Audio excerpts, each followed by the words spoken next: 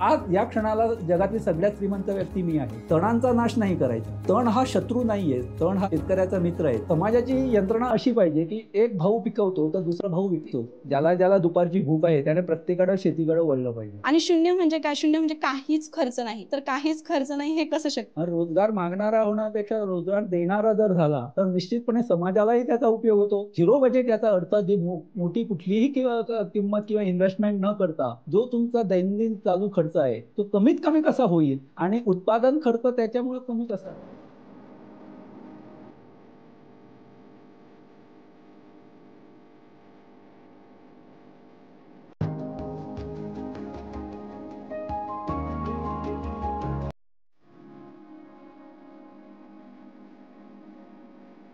नमस्कार शेतकरी बांधवांनो, ॲग्रिकोलामध्ये तुमचं मनापासून स्वागत. रोज आम्ही वेगवेगळ्या पिकांसंदर्भात वेगवेगळे अपडेट्स हे आम्ही तुम्हाला वेळोवेळी देतच असतो. परंतु आज पहिल्यांदा आम्ही एक मुलाखत आयोजित केली आणि ही मुलाखत आयोजित करण्यामागचं कारणच तितकं नाविन्यपूर्ण होतं असं म्हणावं लागेल. कृषी क्षेत्रात एखाद्या व्यक्तीला पुरस्कार मिळणं म्हणजे निश्चितच फक्त राज्यापुरतीच नाही तर संपूर्ण देशभरासाठीच ही अभिमानाची गोष्ट आहे. कारण मुळात आपण भारताला कृषी प्रधान असं देश म्हटलं जातं, पण कृषी क्षेत्रात फार कमी शेतकरी पुढे जाताना आपल्याला मिळतात. तर आज आपल्यासोबत कोण प्रमुख पाहुणे आले आहेत ते सांगण्या अगोदर मला तुम्हाला काही महत्त्वाच्या गोष्टी नक्की सांगाव्यास वाटतात त्यांच्याविषयी. शेती संदर्भात अगदी सामान्य कुटुंबातून आलेले संजय अनंत पाटील यांनी अगदी सामान्य कुटुंबातून आपला शेतीचा प्रवास सुरू केला आहे. त्या सरांबद्दल जाणून घेण्या अगोदर सर्वात पहिल्यांदा सर तुम्ही ॲग्रिकोलामध्ये आलात, तुमचं मनापासून स्वागत. नमस्कार सर. सर मला तुम्हाला एक प्रश्न विचारायचा आहे की एकदम 11वी पर्यंतच तुमचं शिक्षण झालेलं आहे आणि 11वी पर्यंतचं शिक्षण आणि पद्मश्री पुरस्कार म्हणजे तुम्हाला आता 10 मे रोजी राष्ट्रपती द्रौपदी मुर्मू यांच्या हस्ते जो काही पुरस्कार मिळालेला आहे, तर हा एकंदरीत तुमचा प्रवास कसा होता आमच्या प्रेक्षकांना सांगा. लहानपणापासून पारंपरिक शेती वडिलोपार्जित शेती होतीच, त्यामुळं अगदी वयाच्या 5व्या-6व्या वर्षापासून शेतीमध्ये सहभाग हा होता. त्यामुळं नवीन असं त्याच्यात काही वाटत नव्हतं. परंतु जसं जसं शिक्षण पुढे जात राहिलं तसं एक लक्षात आलं की शेतीमध्ये पूर्ण वेळ लक्ष दिल्याशिवाय शेती होणं शक्य नाही. त्यामुळं घरच्या काही कौटुंबिक जबाबदाऱ्यामुळं 11वी झाल्यावर शिक्षण अर्धवट सोडलं आणि 1986च्या दरम्यान पूर्ण वेळ शेतीमध्ये लक्ष घातलं. सुरुवातीचे 4-5 वर्ष पारंपरिक पद्धतीनं वडिलोपार्जित बागायती करताना असं लक्षात आलं की याच्यामध्ये खर्च फार आणि निव्वळ नफा कमी आणि याच्यावर तोडगा काय काढावा, याच्यावर काय करावं. मुळात अभ्यासू वृत्ती असल्यामुळं प्रत्येक गोष्टीत नाविन्य काहीतरी शोधायचं आणि त्याचा उपयोग आपल्यासाठी करायचा ही प्रवृत्ती असल्यामुळं 1991च्या दरम्यान चित्रलेखा या मासिकामध्ये एक लेख वाचनात आला की नैसर्गिक शेतीच्या बद्दल. गुजरातचे उंबरगाव इथले श्री भास्करजी सावे गुरुजी यांनी शेतीमध्ये नैसर्गिक शेतीमध्ये फार मोठे प्रयोग केलेले आहेत आणि तो लेख वाचनात आल्यानंतर असं लक्षात आलं की अशा प्रकारे सुद्धा शेती करता येते. तर नैसर्गिक शेतीचं मुख्य हे काय तर खर्च कमी करणं आणि निसर्गाला बरोबर घेऊन निसर्गाच्या माध्यमातून निसर्गाच्या सहकार्यानं शेती करणं आणि हे करताना खर्च कमी कसे करता येईल याच्यावर जास्त भर दिला आणि ते मुद्दे लक्षात घेऊन सगळ्यात पहिली गोष्ट म्हणजे कुठलंही रासायनिक खत वापरणं नाहीये. रासायनिक कीटकनाशक, रासायनिक पेस्टिसाइड हे कुठलंही न वापरता शक्यतो सेंद्रिय पदार्थाचं विघटन करून त्याच्या माध्यमातून शेती करणं आणि हे करता करता त्यांच्याकडे जाणं झालं, ते त्यांना आमच्याकडे बोलवणं आलं, त्यांनी आम्हाला मार्गदर्शन केलं आणि अशा प्रकारे गेली 35 वर्ष हा नैसर्गिक शेतीचा प्रयोग चालू झालेला आहे. आणि आता अशा एका टप्प्यावर आम्ही आलेलो आहेत की बाजारातून म्हणा किंवा बाहेरून एकाही पैशाचं कुठलंही खाद न आणता आम्ही आमची शेती ही पूर्णपणे आत्मनिर्भर केलेली आहे आणि गेल्या 10 वर्षामध्ये एकाही पैशाचं खत बाहेरून आणलेलं नाही. आणि ही शेती केवळ आत्मनिर्भर तर केलीच पण स्वयंपूर्ण पण केली, कारण शेतकऱ्यांचे कष्ट कमी होणं, शेतकऱ्याचा वेळ वाचणं, त्याचा त्रास कमी होणं आणि मालाचे जो प्रोडक्शन कॉस्ट आहे, मालाची जी उत्पादन किंमत आहे ती कमी ठेवणं हा त्यामागचा मुख्य हेतू होता. तुम्ही आता सांगितलं की शून्य बजेट शेती, तर मला एक विचारायचं की आपले जे शेतकरी आहेत म्हणजे सर्व शेतकऱ्यांकडूनच मी हा प्रश्न विचारते. मला पडलेला हा प्रश्न म्हणजे निश्चितच शेतकऱ्यांना देखील पडला असेल. बरेच शेतकरी आहे की आजकाल ते नैसर्गिक शेतीकडे वळत नाहीयेत. तुम्ही बोलले की शून्य बजेट शेती, तर खरंच हे शक्य आहे का शून्य बजेट शेती? आणि शून्य म्हणजे काय? शून्य म्हणजे काहीच खर्च नाही, तर काहीच खर्च नाही हे कसं शक्य आहे? मला या बाबतीत थोडं विश्लेषण असं सांगा. आपल्या सरकारी याच्यात जेव्हा आपण बजेट म्हणतो तेव्हा बजेटमध्ये येणाऱ्या एक ठराविक गोष्टी असतात. मुख्यत्वे जो जास्तीचा जो खर्च असतो तो सगळा बजेटमध्ये येतो आणि त्याशिवाय जे किरकोळ खर्च असतात ते बजेट व्यतिरिक्त असतात, ते करावेच लागतात, नाही ते तुम्हाला टाळणं शक्य नाही. पण बजेट म्हणजे कसं, आता एक खतासाठी 50,000 रुपये खतासाठी हे बजेटमध्ये आलं, पण तुम्ही 10 रुपये एक कुठल्याही गोष्टीसाठी दिलं तर ते बजेटमध्ये येऊ शकत नाहीये. त्यामुळे झिरो बजेट याचा अर्थ जे मोठी कुठलीही किंमत किंवा इन्व्हेस्टमेंट न करता जो तुमचा दैनंदिन चालू खर्च आहे तो कमीत कमी कसा होईल आणि उत्पादन खर्च त्याच्यामुळे कमी कसा राहील. आता अशी परिस्थिती आहे की आम्ही आमच्या शेतीमध्ये फक्त हार्वेस्टिंगसाठी येतो तेवढाच खर्च करतोय, बाकी सगळा कुठलाच खर्च नाहीये आम्हाला. बी बियाणे तर नाहीच आहे. बी बियाणं कधी घ्यावी लागतात, जेव्हा तुम्ही हायब्रिड बियाणं वापरतात तेव्हा शेतकऱ्याला परावलंबी होऊन बाहेरून हे आणावे लागतात. जर तुम्ही पारंपरिक बियाणं वापरली तर तुम्हाला बाहेरची वरून बियाणं आणायची गरजच नाही. तुमच्या शेतीमधलीच तुम्ही चांगल्या प्रतीचे बियाणं तुम्ही हे करू शकता, ठेवू शकता. म्हणजे हे असं आहे की नैसर्गिक शेती करताना तुम्ही या सगळ्या गोष्टी लक्षात ठेवाव्या की पारंपरिक, जास्तीत जास्त पारंपरिक तुमच्या पद्धती, पारंपरिक बियाणं, पारंपरिक जे ज्ञान आहे त्याचा उपयोग करून घेणं. आपल्या ज्या सनातन धर्मामध्ये ज्या सांगितलेल्या काही गोष्टी आहेत त्याचा शेतीमध्ये कसा उपयोग करून घेता येईल. उदाहरणार्थ अग्निहोत्रसारखं आहे, शंखनाद आहे, घंटानाद आहे, तुपाचे दिवे लावणे आहे, या सगळ्या गोष्टी या शेतीसाठी पूरक आहेत. त्यांचा तुम्ही कसा उपयोग करून घेता आणि हे सगळं करताना तुम्हाला खर्च काहीच नाहीये, अगदी मामूली खर्च येतो याच्यासाठी. तर अशा प्रकारे झिरो बजेट याचा अर्थ असा आहे की तुम्हाला मोठे कुठलेही खर्च न करता जे कमीत कमी अत्यावश्यक आहे तेवढाच खर्च करणं आणि जास्तीत जास्त निसर्गातल्या घटकांचा उपयोग करून घेणं, निसर्गाला कामाला लावणं, निसर्गामध्ये हस्तक्षेप न करणं, हे झिरो बजेट शेतीमध्ये या गोष्टी अंतर्भूत होतात. बरोबर. तुम्ही आता सांगितलं की पारंपरिक शेती, परंतु तुम्ही आता सध्या नैसर्गिक शेतीकडे वळाले, म्हणजे जे बऱ्याच प्रमाणात तुम्ही आधुनिक शेतीकडे वळाले आहेत. तरीही तुमच्या शेतीला पारंपरिक शेतीची अजूनही जोड आहे का? निश्चितपणे. शेवटी कसं आहे की शेतकरी हा प्रचंड बुद्धिमान असला पाहिजे असं माझं स्पष्ट मत आहे. कारण असं आहे की त्याला निसर्गाशी साधर्म्य साधून निसर्गाच्या येणारी जी संकट आहे त्यांना टाळून शेती करायची आहे. म्हणजे तो त्याचं विजन एवढं चांगलं पाहिजे की 2 वर्षानंतर काय होणार, 1 वर्षानंतर काय होणार, मार्केटमध्ये कुठले बदल होणार, या सगळ्या गोष्टी त्याला आधी समजल्या पाहिजे, तरच तो आपली शेती त्या अनुषंगानं आपली शेती करू शकेल. त्यामुळं या ज्या गोष्टी आहेत त्या पारंपरिक आणि आधुनिक याचा सांगड घालून निसर्गामध्ये कुठलीही तडजोड होणार नाही, निसर्गाशी कुठलीही हानी होणार नाही, याकडे त्याला लक्ष द्यावंच लागेल. बरोबर. तुम्ही आता बोलले की शेतकऱ्यांनी फार म्हणजे तत्पर असलं पाहिजे, प्रत्येक गोष्ट त्याला माहिती असली पाहिजे. परंतु सर काय झालंय की महाराष्ट्रातील म्हणा किंवा गोव्यातील म्हणा किंवा संपूर्ण देशभरातील शेतकऱ्याबाबतीत जर परिस्थिती बाबतीत सांगायचं झालं तर असं म्हटलं जातं की आपल्या देशातील शेतकऱ्याला हे पिकवता येतं मात्र विकता येत नाही. तर या बाबतीत तुम्ही काय सांगता? असं आहे की शेतकरी जे पिकवतो तो जर ते विकायला गेला असेल तर तो शेती करूच शकणार नाही. कारण शेती ही 24 तास करण्यासारखी हे आहे. त्यामुळं तो काय होतो, तो शेतीकडे लक्ष द्यायच्या अनुषंगानं त्याचा वेळच त्याच्यात एवढा हे होतं की तो ते विक्रीची जी काही व्यवस्था आहे ती तो उभी करू शकत नाही. त्यामुळं हे समाजाची यंत्रणा अशी पाहिजे की एक भाऊ पिकवतो तर दुसरा भाऊ विकतोय. झालंय असं की आपल्या कौटुंबिक वादामुळं म्हणा किंवा आपण एकूण समाज रचनेमुळं शेती ही कौटुंबिक हे राहिलेली नाहीये, ती वैयक्तिक झालेली आहे. ज्यावेळी कुटुंबातली सगळी माणसं शेतीकडे लक्ष देईल किंवा शेतीकडे शेतकऱ्याला, मुख्य शेतकऱ्याला जेव्हा ती सहाय्यभूत करेल तेव्हा ती शेती परवडणारी होऊ शकते. नाहीतर तुम्ही पिकवायचं आणि दलाल किंवा इतर लोकांनी विकायचं असं होऊ शकत नाही. त्यामुळं समजा घरात 4 भाऊ आहे किंवा वडील आणि मुलगा आहे तर वडिलांनी पिकवणं, मुलांना विकणं या गोष्टी झाल्या पाहिजे. आणि निश्चितपणे नवीन पिढी बाहेर जेवढे कमावतात त्याच्यापेक्षा जास्त इथं निश्चितपणे कमवू शकतात. फक्त ते बाहेर देतात तेवढा वेळ त्याला शेतीमध्ये दिला पाहिजे. तर तुम्ही आता खूप छान पद्धतीने समजून सांगितलं की कौटुंबिक एकत्र शेती करावी, एकट्याने शेती केली तर जितकं कौटुंबिक शेती केल्यावर यशस्वी होण्याचा मार्ग सोपा जातो तितकंच ते कठीण असतं. सर, तुम्ही बऱ्याच वर्षापासून शेती करतात, परंतु मी असं ऐकलंय की तुम्ही मधात नोकरी करत होतात, नोकरी सोडली, अर्धवट शिक्षण सोडलं आणि प्रत्येकाचं असं स्वप्न असतं की मी नोकरी करावी, मी एक चांगला पगार कमवावं किंवा मी चांगलं शिक्षण घ्यावं, मी एक उच्च पदावर असावं. मग तुम्हाला असं का वाटलं? कारण आजच्या तरुणांचं जे काही आम्ही ऐकतो किंवा आजच्या तरुणांच्या दृष्टिकोनातून जर सांगायचं झालं तर प्रत्येकाचं असं स्वप्न आहे की मी शिकावं वगैरे. तर तुम्ही कसं मग शेतीकडे वळालात, म्हणजे नोकरी सोडून? मी जेव्हा नोकरी करायचो तेव्हा मग एकटाच कमवायचो आणि माझ्या एकट्याचंच घर चालायचं. पण जेव्हा मी नोकरी सोडून शेतीमध्ये लक्ष घातलं तेव्हापासून आजतागायत जवळजवळ वर्षाला 4 कुटुंबांना मी रोजगार देऊ शकलो. पण मी एकटाच कमावून माझं एकट्याचंच कुटुंब चालवण्यापेक्षा मी जर कुठलाही शेतीच असं नाही, कुठलाही व्यवसाय जरी छोटा मिळाला तर मी आणखी काही जणांना रोजगार देऊ शकतो. रोजगार मागणारा होण्यापेक्षा रोजगार देणारा जर झाला तर निश्चितपणे समाजालाही त्याचा उपयोग होतो आणि आपलाही त्याच्यात चांगला फायदा होतो, हे असं मला निश्चितपणे वाटतंय. बरोबर सर, मी मागेच एक मुलाखत घेतली होती तर त्यातही मला असंच उत्तर मिळालं होतं की नोकरदार होण्यापेक्षा मालक झालेलं काय वाईट.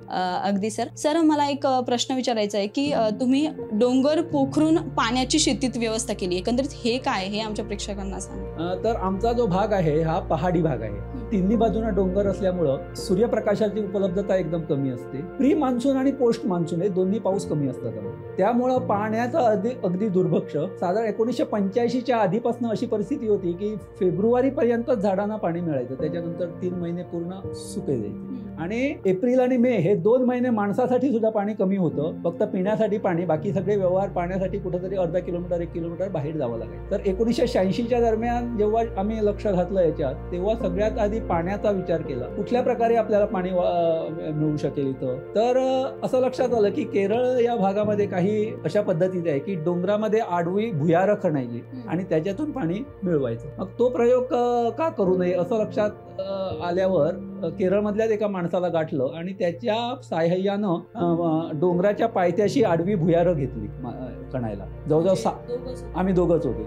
6 फूट उंच आणि 1.5 फूट रुंद अशा प्रकारची जवळजवळ 125 फूट आत डोंगरामध्ये पोखरून त्याच्यातून पाणी मिळवलं. अशी 125 फुटाची 2 भुयारं आमची सक्सेस झाली, बाकीची फेल झाली. तर त्याच्यातून काही प्रमाणात पाणी मिळालं आणि आमची घरातली जी गरज होती पाण्याची ती पूर्ण झाली. आणि जे काय पाणी मिळायचं त्याला आम्ही 1991च्या दरम्यान ठिबक सिंचन प्रणाली बसवून जे काय थोडंफार पाणी होतं ते झाडांना द्यायला लागलो. त्याच्यातून एक गोष्ट घडली की जी झाडं मरायची पाण्याअभावी, ती मरण्याचं प्रमाण कमी झालं. आणि त्यानंतर मग विहीर घेतली मारायला. विहिरीला सुद्धा खालून आडवं बोरिंग घेतलं आणि त्याच्यातून काही प्रमाणात पाणी मिळालं. पण एकूण डोंगराळ भाग असल्यामुळे आणि गोव्यातली जमीन जी आहे ती लॅटराईट असल्यामुळे तिचं पाणी साठून राहत नाही, सगळं पाणी पर्क्युलेट होऊन समुद्राला जातं. मग लक्षात आलं की जमिनीच्या आतलं पाण्यावर लक्ष देण्यापेक्षा जो पाऊस आपल्याला देतोय 4 महिने 120 इंच गोव्यात जवळजवळ पाऊस पडतो, त्या पाण्यावर का आपण प्रयोग करू नये, ते पाणी साठवून का ठेवू नये, ते पाण्याचं आपण नियोजन का करू नये असं लक्षात आल्यावर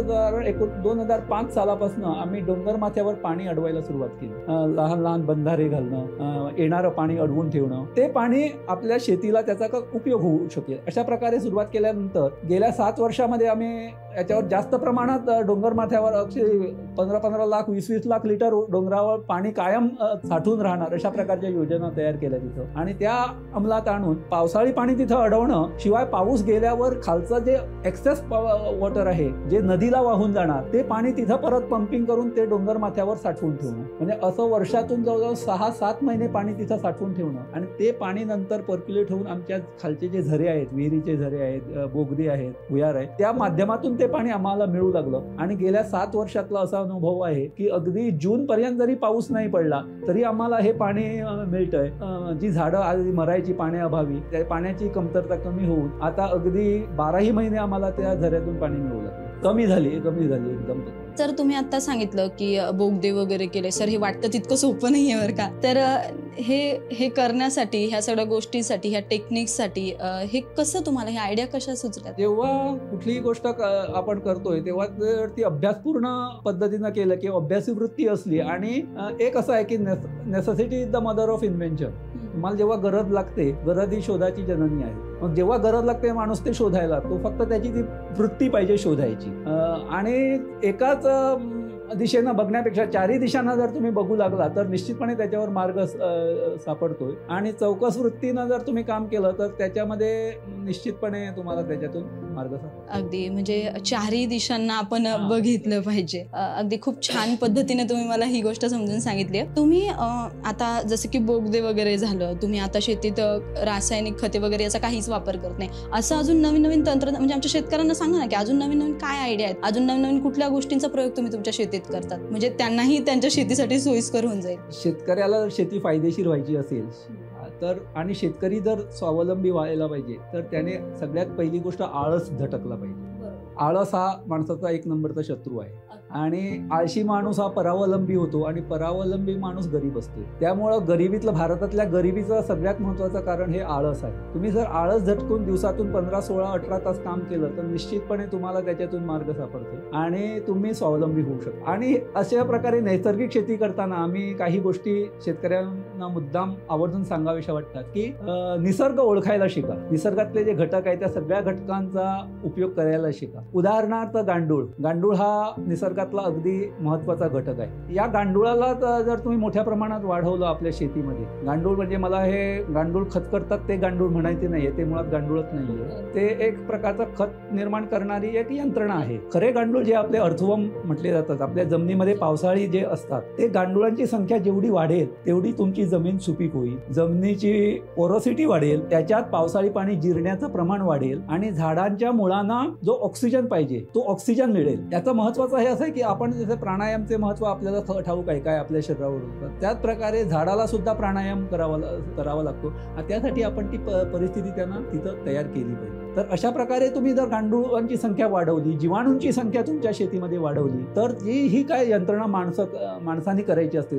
उदाहरणार्थ खणायचं, नांगरणी करायची, खतं, पाणी, या सगळ्या गोष्टी निसर्ग आपोआप करत असतो. त्यामुळं हे नैसर्गिक शेतीमध्ये ही सगळ्यात महत्त्वाची गोष्ट अशी आहे की तुम्ही बाहेरून कुठलंही रासायनिक खत नाही वापरायचं, जमीन खणायची नाहीये, तणांचा नाश नाही करायचा. तण हा शत्रू नाहीये, तण हा निसर्गाचा मित्र आहे, शेतकऱ्याचा मित्र आहे. तण हा शेतकऱ्याचा मित्र आहे. कारण तुम्ही जेव्हा जमीन एक्सपोज करता तेव्हा त्याच्यातले जीवाणू जे सूर्यप्रकाशामुळे मारले जातात, त्या जीवाणूंचं रक्षण करण्यासाठी तण ही एक निसर्गानं केलेली हे आहे, व्यवस्था आहे की त्या जीवाणूंची संगोपन व्हावं. त्यामुळे तणांचा नाश न करणं तो कंट्रोलमध्ये ठेवायची आणि त्यामुळं पाण्याचं बाष्पीभवन होण्यापासून हे होतं, वाचतंय पाणी, आणि झाडांच्या पाण्याची गरज त्याच्यातून. त्यानंतरची गोष्ट म्हणजे तुम्ही जे तुमची कचरा आहे तो कचरा तुम्ही संपूर्ण जो जाळून टाकताय, हे पूर्ण चुकीची. चांगलं सोनं तुम्ही जाळून टाकताय, तुम्हाला निसर्गानं दिलेलं सोनं तुम्ही जाळून टाकता आणि बाजारातून तुम्ही नुसती माती आणून तुमच्या शेतीमध्ये जी घालता, हे चुकीचं आहे.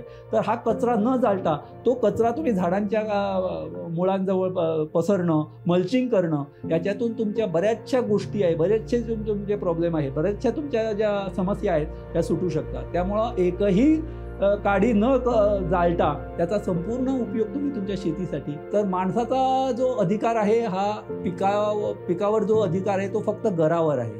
घर तेवढा माणसानं घ्यायचं आणि घरा व्यतिरिक्त झाड जे काय आपल्याला देतं ते सगळं परत निसर्गाला देणं. आणि हे जर तुम्ही जवळजवळ 95% या गोष्टी असतात आणि 5% घर असतोय, जो 5% घेणं आणि 95% परत निसर्गाला देणं. आणि असं जर तुम्ही ते दिलं असेल तर तुम्हाला बाहेरून कुठल्याही गोष्टी, बाहेरून कुठलीही खतं, बाहेरून कुठलीही गोष्ट आणावी लागत नाही.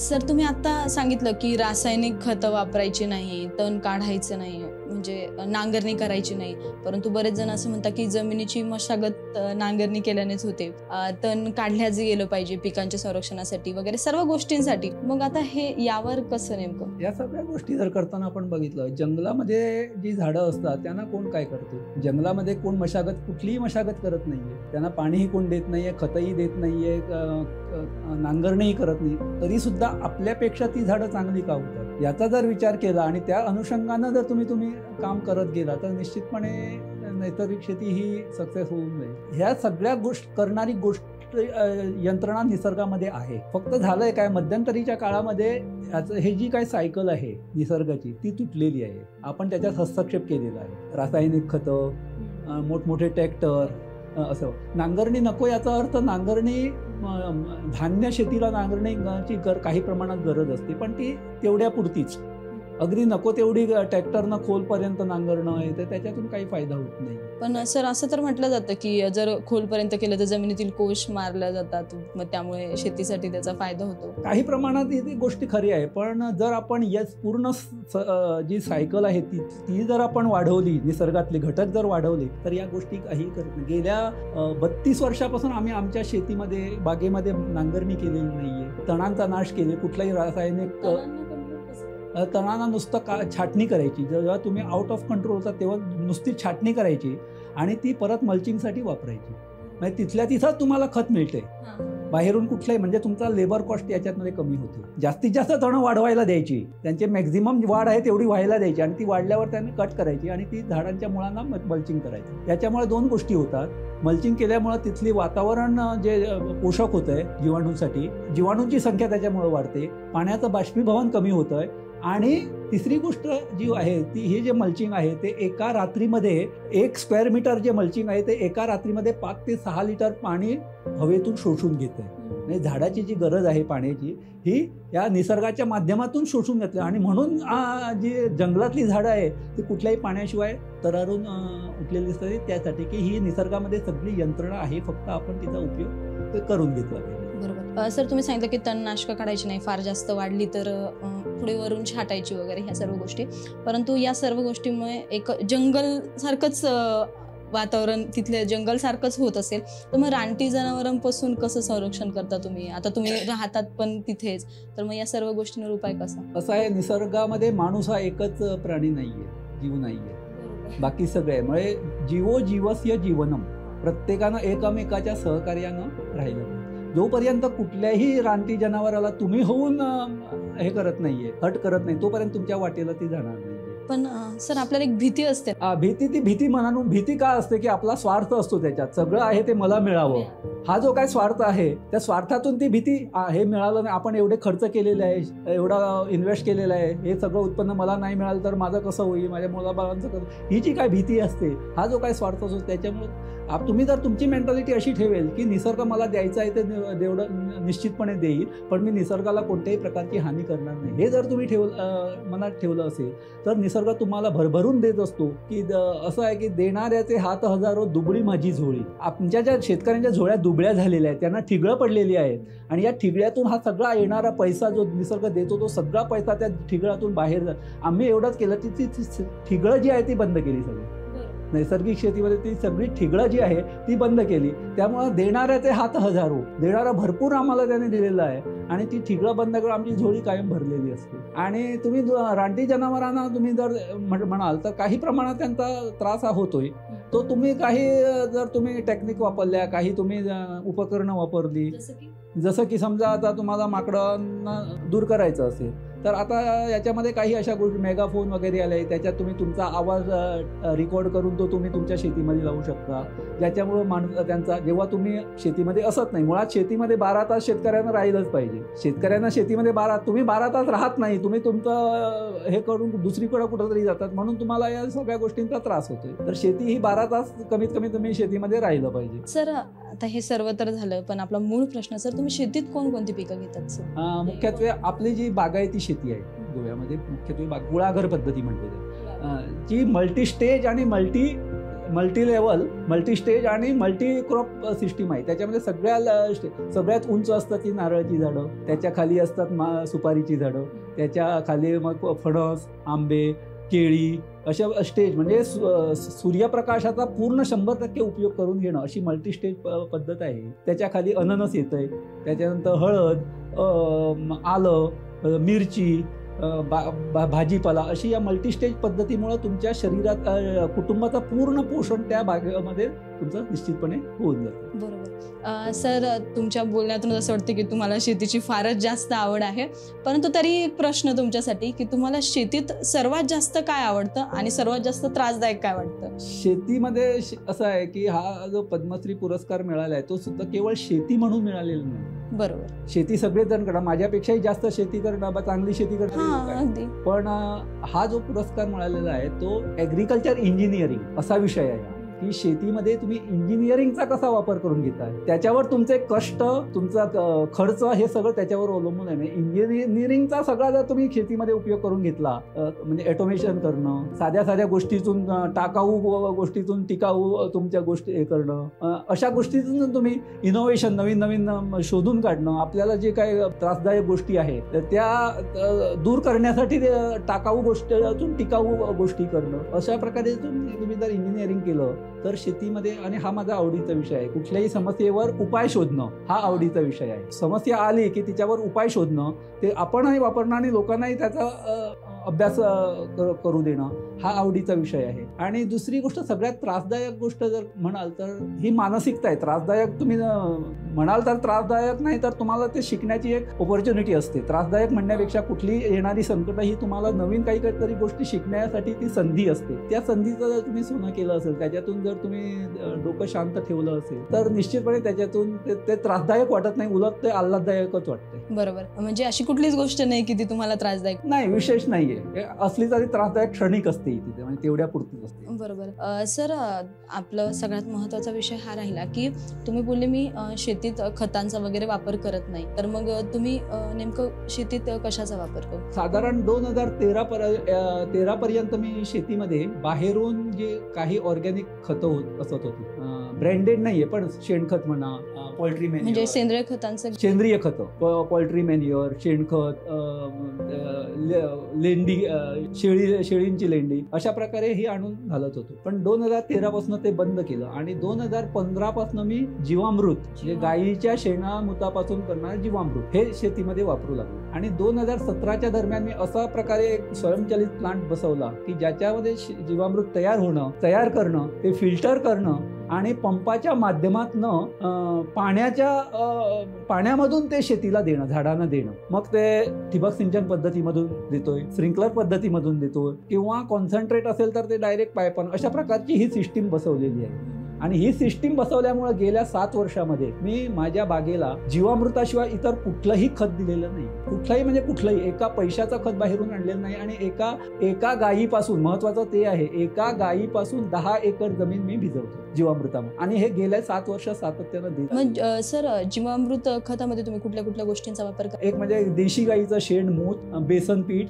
गूळ आणि वडाच्या झाडाखालची माती. त्याची क्वांटिटी कशी असते थोडक्यात सांगायचं जर 200 लिटरचं आपलं जे बॅरल असतं त्याच्यात जर जीवामृत करायचं झालं तर 10 किलो शेणखत, ताजं शेणखत, 10 लिटर गोमूत्र, 1 किलो बेसन, 2 किलो गूळ आणि साधारण 1/2 किलो वडाच्या झाडाखालची माती, हे याच्यात 200 लिटर पाणी घालायचं, 6 दिवस ठेवायचं, सकाळ संध्याकाळ ते ढवळायचं आणि 7व्या दिवशी ते झाडांना द्यायचं. आता ते तुम्ही डायरेक्ट फिल्टर न करता जर हाताने देणार असेल तर तुम्ही डायरेक्ट फिल्टर न करता देता येईल, पण त्याच्यात सातत्य राहत नाहीये आणि त्याच्यात लेबर कॉस्ट पण जास्त येतो. त्यामुळे आम्ही अशा पद्धतीचा एक प्लांट बसवला की नुसता एक बटन हे केलं की पाण्याच्या माध्यमातून हे पूर्ण जीवामृत झाडांना संपूर्ण टाकावं. म्हणजे हे घरच्या वस्तू आहे, ज्यातून आम्हाला बाहेरून फक्त बेसन आणि गूळ एवढंच बाहेरून आणावं लागतं. बाकी सगळं आमच्या घरीच असतं. एका गायीपासून मी महिन्याला 5,000 लिटर जीवामृत बनवते. आज तुम्ही नुसती जीवामृतची किंमत 10 रुपये जरी पकडली, वास्तविक जास्त आहे जीवामृत, 10 रुपये जरी पकडली तर एका देशी गायीपासून मी महिन्याला 50,000 रुपये नुसतं जीवामृतावर कमावतो. म्हणजे उत्पन्न फक्त दूध हा माझा बाय प्रोडक्ट आहे, दूध हा मुख्य प्रोडक्ट नाही. तुम्ही सांगितलं की जीवामृत खताचा तुम्ही वापर करता, तर जीवामृत खताचा जो काही तुम्ही शेतीसाठी वापर करता त्यासाठी तुम्हाला मजूर म्हणजे कसं? तर जीवामृत जर आम्ही 2017 मध्ये अशा प्रकारचा एक प्लांट बसवला की ज्याच्यामध्ये जीवामृत तयार होतंय, फिल्टर होतंय आणि पंपाच्या सहाय्यानं पाण्याच्या माध्यमातून ते पूर्णपणे झाडांना मिळतंय. त्यामुळे हे जीवामृत द्यायला आम्हाला एकाही पैशाचा खर्च नाहीये आणि सातत्यानं देणं होतंय. परावलंबित्व नसल्यामुळं नुसतं एक बटन दाबल्याबरोबर संपूर्ण जीवामृत जसं पाहिजे तसं झाडांना मिळत जातंय. त्यामुळे गेल्या 7 वर्षामध्ये आम्ही जीवामृता व्यतिरिक्त एकाही पैशाचं खाद्य, खत किंवा बाहेरून कुठलीही वस्तू ही शेतीमध्ये आणलेली नाही. त्यामुळे आम्ही आमची शेती ही आत्मनिर्भर शेती म्हणतोय आणि आत्मनिर्भर शेती जर झाली तर स्वयंपूर्ण शेतकरी व्हायला वेळ लागणार नाही. अगदी बरोबर. सर, तुम्ही खूप छान पद्धतीने समजून सांगितलं की पण सर, असं आता तुम्ही इतकं सगळ्या टेक्निक्स, सगळ्या गोष्टींचं हे करता, तर हे सर्व तुम्ही एकटेच बघतात का? तुम्हाला त्यासाठी काही मजूर का पूर्ण कुटुंब मिळून बघ? कुटुंबाचं सहकार्य तर आहेच आहे, शिवाय एक जोडी मजुरांची हे पूर्ण 10 एकर जमिनीमध्ये आम्ही हे करतो. वास्तविक बाहेर आम्ही चौकशी करतो तेव्हा 10 एकर जमीन जर हाताळणार तर कमीत कमी 4 ते 5 मजूर लागतात. पण आम्ही फक्त एक जोडी 2 मजुराच्या आधारावर संपूर्ण बागायती ही 10 एकर संपूर्ण वर्षभर आम्ही त्याच्यावर सांभाळतो. शिवाय घरची माणसं असतात. सर जीवामृत खता संदर्भात जे काही तुम्ही आम्हाला सर्व माहिती सांगितली, तर सर मला एक प्रश्न विचारायचा आहे की जीवामृत वापरायच्या अगोदर तुमचं शेतीचं कसं रूप होतं आणि त्यानंतर काय काय बदल तुम्हाला आढळून आले? वास्तविक हे जर सांगण्यापेक्षा बघण्यात जास्त हे आहे. माझ्या काही व्हिडिओजमध्ये या गोष्टी मी मुद्दाम होऊन आवर्जून शेतकऱ्यांना सांगतोय, दाखवतोय की जीवामृत द्यायच्या आधीची झाडं आणि जीवामृतच्या नंतरची झाडं याच्यामध्ये प्रचंड फरक झालेला आहे. झाडांचा घट उत्पादन जवळ 25 ते 30% वाढलेलं आहे आणि उत्पादन वाढण्यापेक्षा उत्पादन खर्च जो आहे तो कमी झालेला आहे. 60 ते 70% खर्च हा कमी झालेला आहे आणि तो माझा नेट प्रॉफिट आहे. त्यामुळं उत्पन्न डबल होणं हे होणं यापेक्षा मी म्हणतो डबल नाही 5 पट 10 पट होऊ शकतं जर योग्य पद्धतीनं जर तुम्ही या गोष्टी सगळ्या केल्या तर. कारण देणाऱ्याचे हात हजारो म्हणलं, एका दाण्यापासून हजारो दाणे निर्माण करणं ही निसर्गाची किमया आहे. मुळे याच्यात नुकसानीचा प्रश्न कुठेही येता कामा नाही, येत नाहीये. फक्त आपण ते योग्य पद्धतीनं करत नाहीये म्हणून ते नुकसान होऊन जातं. सर तुम्ही जी बागायती शेती सध्या तिच्यासाठी तुम्ही काही सरकारी योजनांचा लाभ वगैरे घेतात का? निश्चितपणे जे शेतकऱ्यांसाठी म्हणून ज्या काही योजना आहेत तरी केंद्र सरकारच्या त्या सगळ्या आम्हाला मिळत असतात. केंद्र सरकार असो राज्य सरकार या सगळ्या मिळत असतात. या आम्ही घेतोही पण आम्ही त्याच्या आहारी जात नाही. बरोबर. कारण कसं आहे की या सगळ्या योजना आहे या तुम्हाला शेती परावलंबी करण्याच्या दृष्टीनं वाटचाल करायला हे करतात. म्हणजे तुम्हाला असं म्हणायचंय का की केंद्र सरकार सध्या ज्या काही योजना शेतकऱ्यांसाठी आणत आहे तर त्यात शेतकऱ्यांना परावलंबी बनवत आहे? काही योजना तशा आहेत. म्हणजे तरी असं कोणती योजना? एक म्हणजे खतावर सबसिडी देणं, म्हणजे तुम्ही खतं घालायला लोकांना प्रवृत्त करताय. दुसरी गोष्ट मोठमोठी अवजड मशिनरी हे करणं की ज्याची गरज नाहीये शेतीमध्ये, या गोष्टींची गरज नाही ती गोष्टी करायला लावणं. म्हणजे शेतकरी हा त्याच्या मागणं त्याची दुरुस्ती, त्याचा खर्च, त्याचं हे सगळं करण्यातच मुख्य शेतीकडे त्याचं लक्षच राहत नाहीये. बरोबर. हे सगळं मेंटेनन्स करायला त्याचा वेळ जातो. म्हणजे त्या गोष्टी ज्यांची गरज नाही ती न करणं आणि ती निसर्गाच्या माध्यमात न करणं, असं जर झालं तर शेतकरी आत्मनिर्भर होईल. सर तुमच्या दृष्टिकोनातून आज तुम्ही पद्मश्री पुरस्कार प्राप्त आहात, तर तुमच्या दृष्टिकोनातून मग नेमकं सरकारने शेतकऱ्यांसाठी काय अशी योजना आणली पाहिजे? शेतकऱ्यांना कुठल्या गोष्टींची आता जास्त गरज आहे? जर ह्या योजनांचा एवढं शेतकरी जर परावलंबी बनत असतील तर अशी कुठली योजना आहे?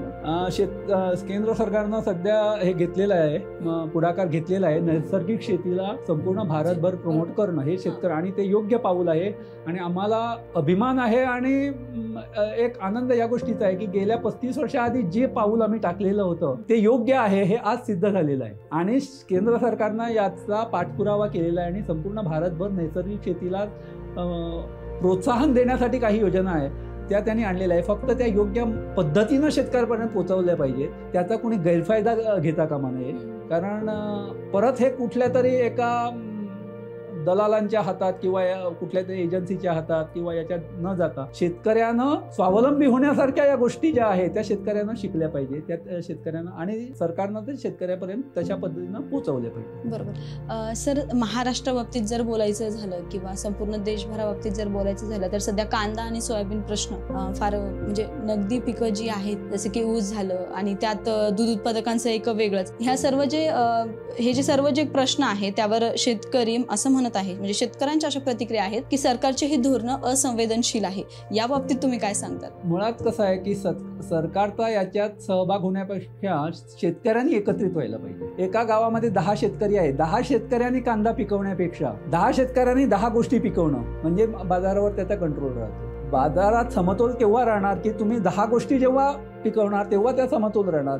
सगळ्यांनी जर एकच गोष्ट पिकवली तर ती बाजारामध्ये जास्ती प्रमाणात गेल्यानंतर त्याचे भाव पडणं वगैरे या गोष्टी होत जातात. त्यामुळे याच्यावर सगळ्या गोष्टीवर शेतकऱ्यांनी एकत्रित येणं, शेतकऱ्यांचं संघटन होणं, शेतकऱ्यांनी विचार विनिमय करणं, महिन्यातून एकदा बैठका घेणं, त्याच्यातून विचार आणि आपले प्रश्न आपण सोडवणं, अशा जर गोष्टी झाल्या तर सरकारवर फार काही अवलंबून राहावं लागेल असं मला वाटत नाही. शेवटी सरकार जे धोरणं आखतं ती काही जागतिक गोष्टी असतात, जागतिक परिस्थिती असते, त्यानुसार धोरणं आखावी लागतात. पण किमान आपल्या गावामध्ये प्रत्येक शेतकऱ्यांनी आपापल्या गावामध्ये अशा प्रकारचे जर गट तयार केले आणि त्यासाठी आज केंद्र सरकार पैसा देतोय माहिती उपलब्ध करून FPO हे करण्यासाठी, त्याचा जर उपयोग करून आपण जर संघटन केलं आणि त्या माध्यमातून आपले प्रश्न सोडवायला घेतले तर किमान त्या गावामधले प्रश्न तरी पाण्याचा प्रश्न असू दे, बाकी नैसर्गिक आपत्तींचा प्रश्न असू दे किंवा बाजाराचा प्रश्न असू दे किंवा नियोजन, पिकांचं नियोजन असू दे आणि माहिती गोळा करण्याची जी काही साधनं आहे ती असू दे, असे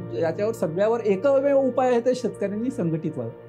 सर, पण तुम्ही हे सांगितलं हे मला मान्य आहे की शेतकऱ्यांनी एकत्रित शेती म्हणजे जसं की एकात्मिक शेती किंवा गट शेती केली पाहिजे, या सर्व गोष्टी मान्य आहे सर. पण 2014 साली पण सोयाबीनला 4,500 भाव होता आणि आज 2024 साली म्हणजे तब्बल 10 वर्ष होत आहेत तरी देखील सोयाबीनला तितकाच भाव आहे. तर केंद्र सरकारच्या या धोरणाबाबत मग तुम्ही काय बोलतात? समजा सध्या सर्वसामान्यांना याचा फटका बसू नये, लोकसभेच्या निवडणुकांच्या दरम्यान सर्वसामान्यांना खाद्यतेलाचा याचा फटका बसू नये म्हणून खाद्यतेल आयात केलं, बाहेरच्या देशात खाद्यतेल आयात केलं परंतु त्यामुळे पहिलेच दुष्काळामुळे सोयाबीन उत्पादन शेतकऱ्यांचं घटलं आणि त्यात देखील आता सोयाबीनला योग्य भाव मिळत नाही आणि 10 वर्षापूर्वी जर तोच भाव आज मिळत असेल तर मग या बाबतीत तुम्ही काय बोलता? त्याच्यावर अगदी सोपा उपाय आहे नैसर्गिक शेती. तर कसं आहे की समजा हे भाव उत्पादन खर्चाच्या आधारावर सरकारनं जर भाव द्यायचे ठरवले तर देशामध्ये हाहाकार माजले. पण सर, सर्वसामान्यांसाठी तर सरकार प्रयत्न करतच आहे ना. मान्य आहे, तेच म्हणतो, म्हणूनच म्हणतोय की हे जर उत्पादन आधारावर भाव ठरवले आणि ते जर धान्याला द्यायला लागले तर देशामध्ये महागाई एवढी वाढेल की साधा तांदूळ आम्हाला 400-500 रुपये किलो घ्यावा लागेल, एवढे उत्पादन खर्च हे वाढलेले आहेत सगळ्या गोष्टींचे. लेबर कॉस्ट आहे, खतं आहेत, पाण्याचं नियोजन आहे, या सगळ्या आणि हे जर उत्पादन खर्चावर आधारित ठरवले तर ते भयानक महागाई वाढेल. मग त्याला उपाय काय? तर या खर्च कमी करणं, उत्पादन खर्च कमी करणं, शेतकऱ्यांनी कमी करणं.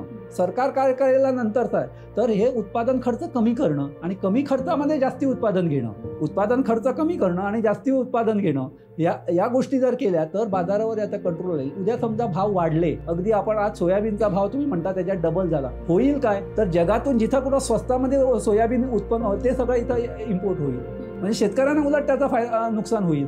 त्यामुळं याचे उत्पादन खर्च कमी करणं आणि आज सध्या तेच झालेलं आहे. आज साधारण आपण जर एक काजू, मुख्यत्वे गोव्यातला विषय आहे म्हणून काजू सांगतो, आज आपण काजूचा गोव्याचा भाव 110 रुपये 115 रुपये आहे बाजारभाव, पण शेतकऱ्यांना प्रोडक्शन कॉस्ट जो आहे तो 160-170 रुपये आहे. मग तो जर भाव शेतकऱ्यांना द्यायचा झाला तर 200 रुपये भाव ठरवावं लागले. 200 रुपये जेव्हा भाव ठरवणार तेव्हा आफ्रिकन देशातून येणारी काजू आज 60-70 रुपये किलोनं येते. मग त्याला उपाय काय? ती इम्पोर्ट होऊ नये म्हणून उपाय काय? तर जो 70-80 रुपयाच्या पेक्षा खाली आपला उत्पादन खर्च केला पाहिजे. बाहेरून येणाऱ्या गोष्टी जर आळा पडेल तर तिथल्यापेक्षा इथल्या गोष्टी स्वस्त व्हायला पाहिजे आणि तो स्वस्त होण्याचा एकमेव मार्ग म्हणजे नैसर्गिक शेती. आणि ती जर तुम्ही मोठ्या प्रमाणात हे केली तर हे अजून लहान प्रमाणात आहे म्हणून ह्या गोष्टी होतात. उद्या 50% शेतकऱ्यांनी जर नैसर्गिक शेती करायला हे घेतली तर हे सगळे भाव आणि ही महागाई हे सगळं कंट्रोलमध्ये आपोआप येऊ. सर, तुम्ही आता नैसर्गिक शेतीबद्दल सांगितलं. नैसर्गिक शेतीचे अजून असे काय वेगळे, आतापर्यंत तर भरपूर फायदे सांगितले, पण असे वेगळे फायदे काय आहेत की शेतकरी लवकर त्या गोष्टीकडे वळतील?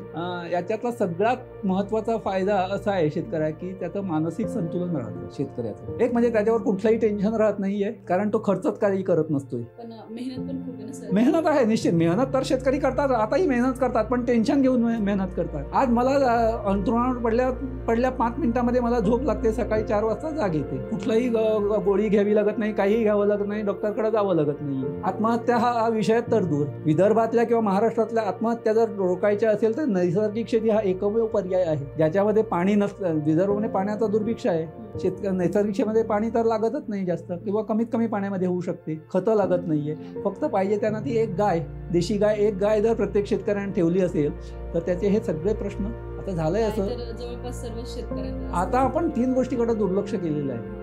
गोमाता आपण गोशाळेमध्ये पाठवली, स्वतःची माता वृद्धाश्रमामध्ये पाठवली आणि भूमातेला रासायनिक खतांच्या स्वाधीन केलेले आहे. त्यामुळे हे सगळे प्रश्न आलेले आहेत. हे सगळे प्रश्न जर आपण हे केले तर या 3ही गोष्टींकडे आपण लक्ष द्यावं. जर आपण हे केलं, संगोपन केलं या 3 गोष्टींचं, तर हे सगळे प्रश्न सुटू शकतात. आणि भूमाता, गोमाता आणि स्वतःची माता या 3ही गोष्टीकडे आपण दुर्लक्ष केलेलं म्हणून या गोष्टी झालेल्या. सर, तुम्ही खूप छान पद्धतीने एकंदरीत नैसर्गिक शेतीकडे कसं वळलं पाहिजे, त्याचे कसे फायदे आहेत ते समजून सांगितलं. सर, आजकालची जी तरुण पिढी काय, अगदी वृद्ध, मी मागेच 2 आजोबांसोबत माझ्या गप्पा गोष्टी चालू होत्या, असंच एका मेळाव्यामध्ये भेटलो आणि मेळाव्यामध्ये भेटलं असताना मी त्यांना सहज विचारलं की आजकालच्या तरुणांनी शेतीकडे वळालं पाहिजे का? तर आजोबा बोलले की आम्ही केलं, आजकालचे तरुण कुठं करणार. आणि त्यांचं जाऊ द्या, तरुणांनाही जरी विचारलं ना तरी की आम्हाला लग्नासाठी मुली भेटत नाही किंवा आम्हाला, सर्व ह्या गोष्टी असे त्यांचे उत्तर मित्र असतात की आम्ही शेती करणार, मग काय करणार, आमच्या वडिलांचेच हाल आम्ही बघतोय, तर त्या तरुण पिढीला तुम्ही काय सल्ला देताल? हे थोडंसं अर्धसत्य आहे. आणि या सगळं तरुण दोन गोष्टीसाठी शेतीकडे वळत नाहीये. एक म्हणजे त्याला त्याच्यात शाश्वत उत्पन्न मिळेल की नाही ही शाश्वती नाहीये, आणि दुसरी गोष्ट तुम्ही म्हटल्यावर ना लग्न. पण लग्नाच्या बाबतीत सुद्धा मला काही हे विषय आहे आलेला नाहीये. 25 वर्षाआधी हा काही हे नाहीये. त्यावेळी परिस्थिती अशीच होती जवळजवळ. त्यामुळे तो मुद्दा नाहीये. तुम्ही तुमचं हे कसं वाढवताय, तुमची कॅपेबिलिटी कशी वाढवताय, त्याच्यावर सगळं हे असतंय. आणि जर शेतीकडे तरुण वळणार असेल तर ती फायद्यामध्ये आली पाहिजे, फायद्यामध्ये येईल असं त्याला वाटलं पाहिजे, तरच तो त्याच्यामध्ये येईल. आज तुम्ही 10 आणि 15-20 हजार पगारासाठी 12-14 तास तुम्ही कंपन्यामध्ये खर्च करता, तेवढे तास तुम्ही तुमच्या शेतीमध्ये देता काय? मग तिथलं उत्पन्न तुम्ही इथं मिळेल ही कशी अपेक्षा धरताय? तुम्ही शेतीमध्ये 12 तास द्या, तुमच्या तिथल्या दुप्पट पगार तुम्हाला मिळेल, शिवाय तुम्ही आणि 4 लोकांना तुम्ही कामाला लावा. सर, भारत देशात तरुणांना देशाचा आरसा समजलं जातं, तर एकंदरीत तुमच्या मते काय, तरुणांनी शेतीकडे वळाले पाहिजे का नाही? शेवटी ज्याला पोट आहे, ज्याला दुपारची भूक आहे, त्याने प्रत्येकाकडे शेतीकडे वळलं पाहिजे. आता शेती म्हणजे काय, प्रत्यक्ष शेतीमध्ये मातीमध्येच काम करायला पाहिजे असं नाही. शेती अनेक प्रकारे करता येते. एखादा सरकारी मामलेदार आहे किंवा एखादा सरकारी नोकर आहे, त्याच्याकडे एकही इंच जमीन नाही तरी तो शेती करू शकतो. तर कसं, तर त्याच्या ऑफिसमध्ये, त्याच्या कार्यालयामध्ये येणाऱ्या शेतकऱ्यांची कामं जर त्याने वेळेवर करून दिली असेल, तर त्या शेतकऱ्यांचा 10 खेपा टाकायला जो त्याचा वेळ अपव्यय होतो, तो शेतीमध्ये ऑटोमॅटिकली या माणसानं त्या शेतकऱ्याला वेळ वाचवून ते शेतीमध्ये त्या भरीव काम होईल. त्याने जर त्याच्यावर असलेली जबाबदारी किंवा येणाऱ्या शेतकऱ्यांची कामं लवकरात लवकर करून देणं, त्याला खेपा टाकायला न लावणं, म्हणजे सुद्धा त्यानं शेतीला हातभारच लावला. आपण खरेदीला जातोय तर एखाद्या शेतकऱ्याकडलं चांगल्या, तो सांगतो त्या किमतीमध्ये किंवा योग्य किमतीमध्ये जर आपण त्याला भाव दिला असेल तर सुद्धा शेतीला सहाय्यभूतच ठरेल ते. म्हणजे ज्याला भूक आहे, दुपारची भूक आहे, त्या प्रत्येकानं शेतीकडे वळलं पाहिजे. ज्याला शारीरिकदृष्ट्या ज्यांना शक्य आहे त्याने शारीरिकदृष्ट्या, ज्यांना आर्थिकदृष्ट्या शक्य आहे आर्थिकदृष्ट्या, ज्यांना मानसिकदृष्ट्या शक्य आहे त्याने मानसिकदृष्ट्या प्रत्येकानं शेतीकडे हे लक्ष दिलंच पाहिजे. आणि असं जर झालं तर भारत सुजलाम सुफलाम व्हायला 2047 नाही 2037 पर्यंतच होऊ शकतो. बरोबर. सर, आता 10 मे रोजी तुम्हाला राष्ट्रपती द्रौपदी मुर्मू यांच्या हस्ते पुरस्कार मिळाला आहे, पद्मश्री पुरस्कार मिळालेला आहे. हा पुरस्कार मिळाल्यानंतर निश्चितच सर्वांनाच अभिमान वाटला असेल. कृषी क्षेत्राकडे बघण्याचा देशातील सर्व शेतकऱ्यांचा एक वेगळा कल वाढला असेल कृषी क्षेत्राकडे बघण्याचा. सर, या बाबतीत बोलताना जर मला तुम्हाला शेवटचा एक प्रश्न विचारायचा झाला तर आज देशातील खचलेल्या शेतकऱ्यांना तुम्ही काय सांगताल? एक उभारी कशी देताल तुम्ही आज? कारण आत्महत्येचं प्रमाण पण खूप वाढलंय, सर्वच गोष्टी. मगाशी या सगळ्या प्रश्नावर मग आपण चर्चा झालेलीच आहे की याच्यावर नैसर्गिक शेती हा एकच पर्याय आहे. एक झालं. दुसरी गोष्ट अशी आहे की शैक्षणिक धोरणामध्ये याचा आपल्याला हे करावं लागेल. नैसर्गिक शेतीचा जो अभ्यासक्रम आहे तो इयत्ता 1ली पासून ग्रॅज्युएशनपर्यंत याचा आपल्याला हे करावं लागेल पाठ्यक्रमामध्ये. आणि हे करत असताना ज्या काही संस्था आहेत, सामाजिक संस्था, मीडिया, प्रसारमाध्यमं सगळी, या सगळ्यांनी जर याच्यावर लक्ष दिलं असेल तर हे जे काय आपल्याला येणारं संकट आहेत ती निश्चितपणे दूर होईल. आणि तरुण पिढीला जर अशा प्रकारे शेती करणारे, आज एका शेतीला, एका खेडेगावातल्या शेतकऱ्याला जर पद्मश्री सारखा पुरस्कार मिळू शकतो तर शेती ही दुर्लक्षित का ठेवता आलो, म्हणजे असा हे निर्माण होतोय. मला जर तुम्ही आज विचाराल की जगातील सगळ्यात श्रीमंत व्यक्ती कोण आहे तर तुम्ही नावं सांगाल, कोण एलन मस्क सांगाल किंवा आपले जे सगळे आहेत जागतिक तर मी तर असं म्हणेन की आज या क्षणाला जगातील सगळ्यात श्रीमंत व्यक्ती मी आहे. याचं कारण असं आहे, माझ्याबरोबर माझी आई आहे, माता आहे, किंवा मी तिच्याबरोबर आहे. भूमातेची गेले 40 वर्षात सेवा माझ्या हातून घडलेली आहे. गोमातेची गेल्या 40 वर्षापासून माझी आणि आज पद्मश्री देऊन भारत मातेनं मला आपलं मानलेलं आहे. त्यामुळे अशा 4 माता ज्या माणसाला आहेत, जगातल्या कुठल्याही व्यक्तीकडे या नसणार, जे माझ्याकडे आहे ते कुठल्याही श्रीमंत व्यक्तीकडे नसणार. त्यामुळे जगातली सगळ्यात श्रीमंत व्यक्ती मी मला समजतो. आणि असं जर एका शेतीच्या माध्यमातून हे जर समाधान येत असेल तर नक्कीच पैसा हेच काही समाधान नाही आहे. तर अशा प्रकारचे जे समाधान आहे, तुम्ही 4 लोकांना पोटापाण्याला लावता, 4 लोकांना रोजगार देताय आणि जगाचा पोशिंदा तुम्ही होताय, यासारखं समाधान जर तुम्हाला मिळत असेल तर निश्चितपणे तरुणांनी याच्यावर विचार केला पाहिजे. आणि शेती मगाशी सांगितल्याप्रमाणे मानसिकदृष्ट्या, आर्थिकदृष्ट्या आणि शारीरिकदृष्ट्या शेतीमध्ये सहभाग जर घेतला जनतेनं, तर निश्चितपणे शेतीला चांगले दिवस येईल. सर, वेळेचं बंधन असतं, नाही तर गप्पा गोष्टी खूप असतात, बोलण्यासारखे पण खूप मोठा विषय आहे की यावर आपण बराच वेळ देखील संवाद साधू शकतो, पण वेळेचं बंधन असल्यामुळे थांबावंही एका वेळेला लागतं. तर शेवटचा एक प्रश्न फक्त की शेवटी आता इथे थांबता थांबता तुम्ही शेतकऱ्यांना एक शेवटचा सल्ला काय देतात? शेतकरी जी शेती करतात, सगळ्यात पहिली गोष्ट, जे शेतकरी शेती करत नाही त्यांनी शेतीकडे वळावं. भले ती मग केमिकल असू दे, रासायनिक असू दे. जे रासायनिक करतात त्यांनी ऑर्गॅनिककडे वळावं, सेंद्रिय शेतीकडं. आणि जे सेंद्रिय शेती करतात त्यांनी नैसर्गिक शेतीकडं आणि पर्यायानं आत्मनिर्भर शेतीकडं वळावं. आणि असं जर त्यांनी केलं असेल तर त्या टप्प्याटप्प्याने त्यांची जी काय परिस्थिती आहे ती निश्चितपणे सुधारेल आणि शेतीलाही ऊर्जितावस्था येईल आणि शेतकऱ्यांनाही चांगले दिवस येईल असं मला नक्कीच वाटतं. सर, तुम्ही इथे आलात, आम्हाला खूप मलाच काय आमच्या सर्व प्रेक्षकांनाच खूप छान वाटणार आहे ही मुलाखत बघितल्यानंतर. सर, तुम्ही आलात, आम्हाला सर्वांना खूप आनंद झाला. असेच प्रेक्षकांनो, तुमच्या मनात देखील सरांना विचारायचे जर काही प्रश्न असतील तर कमेंट करून आम्हाला नक्की कळवा. तुमच्या प्रत्येक प्रश्नाचं उत्तर आम्ही सरांच्या माध्यमातून तुमच्यापर्यंत पोहोचवण्याचं काम करू. असंच तुमच्या प्रश्नांसोबत पुन्हा एकदा कधीतरी सरांसोबत तसं भेटूया. सर, आमच्या सर्व प्रेक्षकांकडून, आमच्या ॲग्रिकोला टीमकडून, आमच्या सर्वांकडून तुम्हाला शुभेच्छा. तुम्हाला हा पुरस्कार मिळाल्याबद्दल तुमचं मनापासून अभिनंदन. तर थांबूया सर आता इथे. धन्यवाद.